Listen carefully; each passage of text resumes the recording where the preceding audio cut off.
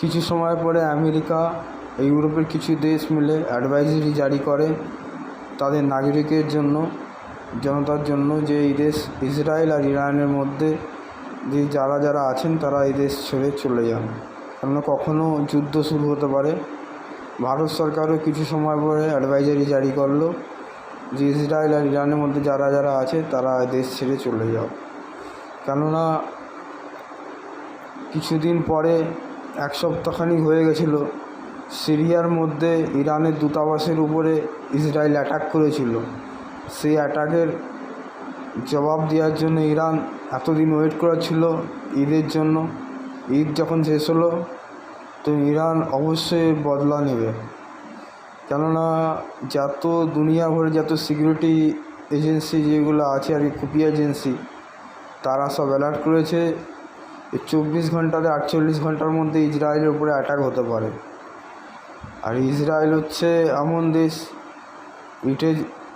তাকে মারলে অবশ্যই সে জবাব দেবে, ইটের জবাব সে পাথর দিয়ে অবশ্যই রিটার্ন করবে, রিটালিয়েট করবে ইসরায়েলও। একটা মহাযুদ্ধ শুরু হতে পারে আরব দুনিয়ার মধ্যে।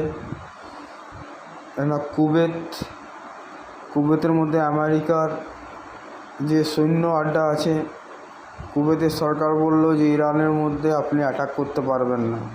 তো বুঝতে পারছেন যে কত টাফ সিচুয়েশন এখন হচ্ছে। কিন্তু আমেরিকার পুরো আরব ওয়ার্ল্ডের মধ্যে তার সৈন্য আড্ডা আছে। আমেরিকা, ব্রিটেন, ফ্রান্স এরা বলেছে যে ইসরায়েলের উপরে অ্যাটাক যদি ইরান ডাইরেক্ট করে তো ইসরায়েলের সুরক্ষার জন্য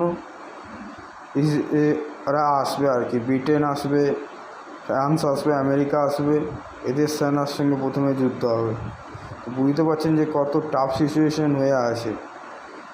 পুরো আরব ওয়ার্ল্ড একটা বারুদের মধ্যে দাঁড়িয়ে আছে, শুধু একটা ম্যাচিসের তিলি মারা একটা শুরু ইরানের উপরেই সব কিছু আছে। এখন ইরান যদি ডাইরেক্ট অ্যাটাক করে অবশ্যই একটা বড় ধরনের যুদ্ধ হবে।